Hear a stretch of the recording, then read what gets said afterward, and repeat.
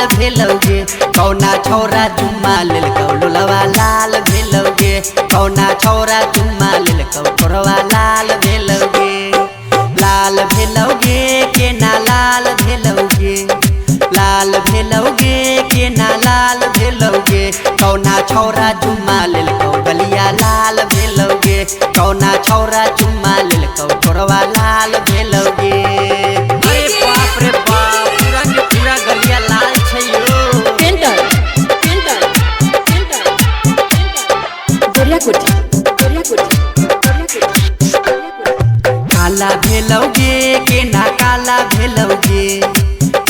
भेलौगे के ना काला भेलौगे कौना ढोरिया में कटलौ दाँत काला भेलौगे कोना ढोरिया में कटलौ दाँत काला भेलौगे के ना काला भेलौगे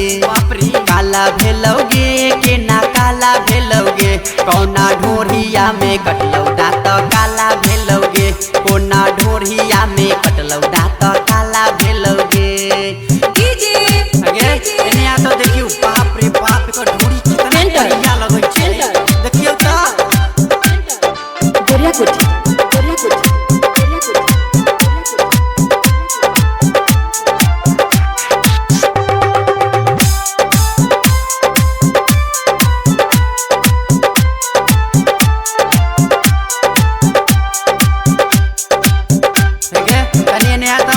पीला भेलौगे के ना पीला भेलौगे छौरी पीला भेलौगे कौना छौरा रसवा गलकौ देहिया पीला भेलौगे कौना छौरा रसवा गलकौ देहिया पीला भेलौगे के ना पीला भेलौगे के ना पीला भेलौगे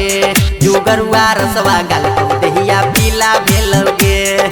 सुखवा रसवा गलकौ देहिया पीला भेलौगे सब रस टान दिल गई हो दादा।